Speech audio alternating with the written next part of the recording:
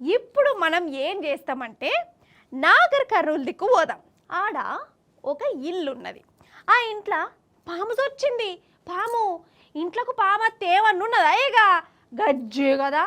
మొన్న గట్లనే మా ఇంటి పక్క వాళ్ళ కాడికి పామత్తే కట్టెలు బండలు తీసుకొని దాన్ని గెలుముకుంటూ చంపిరు. నాకైతే పాపమే అనిపించింది. మరి నాగర్ కర్నూల్లో ఏం చేసిరో ఎరికేనా? ఇంటికి పామత్తే ఏం చేసిరో తెలుసా? చూడురు మీరే, నా నోటితో నేను చెప్పగాని. గిదేగా నాగర్ కర్నూలు పాము. ఓష్ని ఏం చేస్తానవే అన్నా? దానికి తానం చేపిస్తానవా లేకుంటే సరుపుతోని దోముతానవా పావును? అవు ఏమో చేస్తాను కదా, కొంపదీసి ఆపరేషన్ గిట్లా చేస్తాడా లేకుంటే మనోళ్ళు గిట్లా తీద్దాం అనుకుంటుండా? గిట్లనే అనుకున్నా, కానీ కాదట.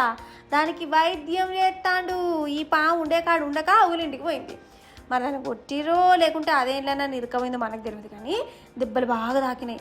అప్పుడే పావులు పట్టేగి అన్నచ్చిండు, దాన్ని దొరకబట్టిండు. దీన్ని ఇట్లనే ఇడిచి పెడితే చచ్చిపోదనుకున్నాడు. ఖతం, ఇక పాముల డాక్టర్ అయిపోయిండోలా. ఇక దానికి దగ్గరికి తీసి ఎట్లా ట్రీట్మెంట్ ఇస్తాడో చూడు.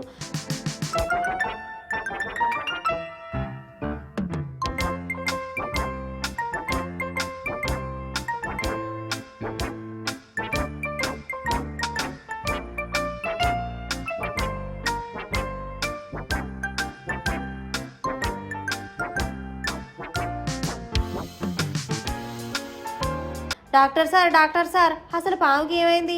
దానికి గ్లూకోజ్ లెక్కించినవా, గోళీలు వేసినవా, ఠానీ దాపించినవా?